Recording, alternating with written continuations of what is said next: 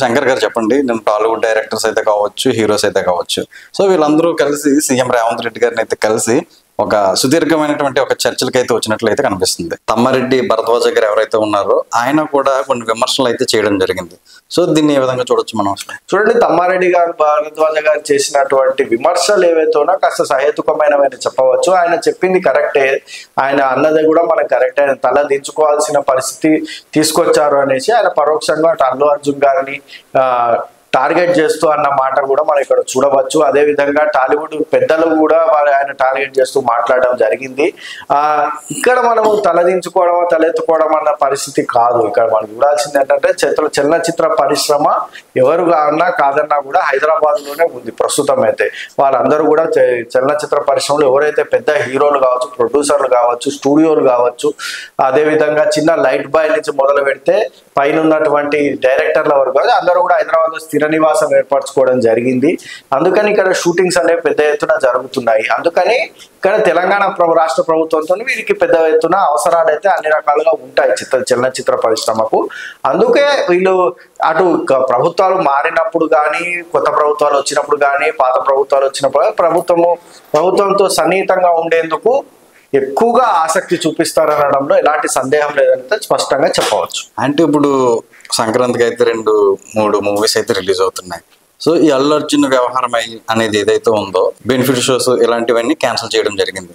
So సంక్రాంతికి release అవుతున్నటువంటి పెద్ద సినిమాలకి ఏమైనా ఎఫెక్ట్ అయ్యే ఛాన్స్ ఉందా? చూడండి, ఎఫెక్ట్ అయితే ఖచ్చితంగా ఉంటుంది. అయితే ఇక్కడ మనం గమనించాల్సిన విషయం ఏంటంటే, ఈ బెనిఫిట్ షోస్ కావచ్చు, టికెట్ల పెంపు వ్యవహారం కావచ్చు, ఈ రెండు వ్యవహారాల్లో కూడా కొద్దిగా నిర్మాతలకైతే ఖచ్చితంగా నష్టం ఉంటుందనే చెప్పవచ్చు. ఎందుకంటే మనం పుష్ప సినిమా చూడడం జరిగింది. పుష్ప సినిమాకు రేట్ల పెంపు వలన వాళ్ళకి ఏ రేంజ్ లో కలెక్షన్స్ వచ్చాయో మనం ఇక్కడ చూడవచ్చు. వాళ్ళకి అదనపు షోస్ వల్ల కావచ్చు, అదనపు టికెట్ రేట్ల ప్రభావం వల్ల కావచ్చు, వాళ్ళకి పెద్ద ఎత్తున అయితే అడ్వాంటేజ్ అయిందనే చెప్పవచ్చు.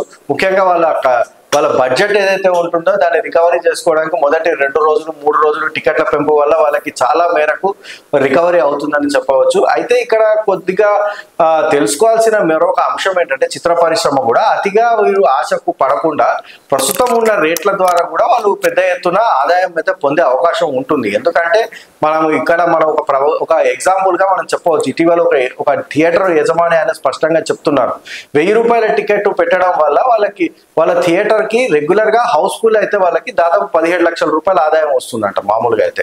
ఇలా 1000 రూపాయల టికెట్ పెట్టడం వల్ల సగం థియేటర్ ఖాళీగా ఉండి 12 లక్షల ఆదాయం మాత్రమే వచ్చిందని ఆయన వాపోయిన సంగతి ఆయన ఇటీవల ఒక టీవీ ఇంటర్వ్యూలో చెప్పిన సంగతి మనం ఇక్కడ చూడవచ్చు. ఎందుకంటే ప్రతి ఒక్కరు కూడా 1000 రూపాయల టికెట్ పెట్టుకొని సినిమాకి వచ్చే పరిస్థితి ఉండదు.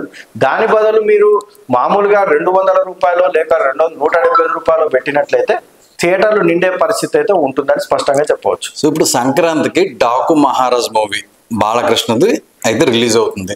సో ఈ మూవీ ఏ విధంగా ఉంటుంది, మీ ఎక్స్పెక్టేషన్స్ ఏంటి అసలు ఈ మూవీ గురించి? డాకు మహారాజు మీద ఎక్స్పెక్టేషన్స్ అయితే ఇప్పుడు పెద్ద ఎత్తున ఉన్నాయని చెప్పవచ్చు. ఇది బాలకృష్ణ 4వ స్ట్రైట్ చిత్రంగా, 4వ విజయవంతమైనటువంటి హ్యాట్రిక్ కొట్టిన తర్వాత ఇది 4వ చిత్రంగా మనం చూడవచ్చు.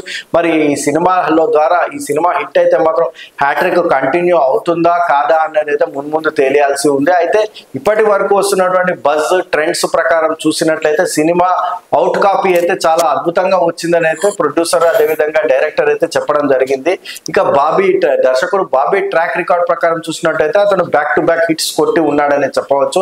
ఇక అలాగే సితారా ఎంటర్టైన్మెంట్స్ కూడా చాలా జాగ్రత్తగా సినిమాలు చేస్తూ వెళ్తోంది. నిర్మాత సూర్యదేవర నాగవంశి ఎవరైతే ఉన్నారో ఆయన తీసుకుంటున్నటువంటి సబ్జెక్ట్స్ కావచ్చు, వ్యవహరిస్తున్న ఆయన మార్కెటింగ్ స్కిల్స్ కావచ్చు, అద్భుతంగా సినిమాలను హిట్ చేస్తూ వస్తున్నారు. ఇటీవల లక్కీ భాస్కర్ సినిమా చూసాం, ఒక మీడియం బడ్జెట్ సినిమా అయినప్పటికీ కూడా ఒక చక్కటి హిట్ కొట్టడం జరిగింది, ఒక చక్కటి సబ్జెక్ట్ తోని. అదేవిధంగా సితారా ఎంటర్టైన్మెంట్స్ మీద వచ్చినటువంటి గతంలో వచ్చిన గుంటూరు కారం సినిమా కావచ్చు, ఇటీవల వచ్చినటువంటి చిన్న బడ్జెట్ సినిమాలు కావచ్చు, ఇలాంటివన్నీ కూడా హిట్ చేయడంలో, మార్కెటింగ్ చేయడంలో సితారా ఎంటర్టైన్మెంట్స్ అయితే ఒక అందవేసిన చేయగానే చెప్పవచ్చు. అందుకని సితారా ఎంటర్టైన్మెంట్స్ దర్శకుడు బాబీ హిట్ ట్రాక్, అదేవిధంగా నందమూరి బాలకృష్ణ ఉన్నటువంటి సక్సెస్ ట్రాక్ ని దృష్టిలో పెట్టుకుంటే ఈ సినిమా అయితే ఖచ్చితంగా హిట్ అయ్యే అవకాశాలు అయితే స్పష్టంగా కనిపిస్తుందని చెప్పవచ్చు. ఇప్పటికే టైటిల్ సాంగ్ రిలీజ్ అయింది, అది కూడా మంచి అప్లాజ్ అయితే అందుకుంది. అదేవిధంగా ఒక సెంటిమెంట్ సాంగ్, ఒక పార్ట్ ఫర్ సెంటిమెంట్ సాంగ్ తో వచ్చి అది కూడా మంచి హిట్ కొట్టిందని చెప్పవచ్చు. సో ఈ మూవీకి తమన్నా అందిస్తున్నటువంటి మ్యూజిక్ ఏ విధంగా ఉండబోతుంది అసలు? తమన్ మ్యూజిక్ అయితే మామూలుగా ఉండదని చెప్పవచ్చు. థియేటర్లు దాదాపు తగలబడిపోయే అవకాశం అయితే ఉందని చెప్పవచ్చు ఆ మ్యూజిక్ తోని. ఎందుకంటే తమన్ మ్యూజిక్ ఏదో అది పెట్రోల్ తో సమానం అయితే మనం స్పష్టంగా చెప్పవచ్చు.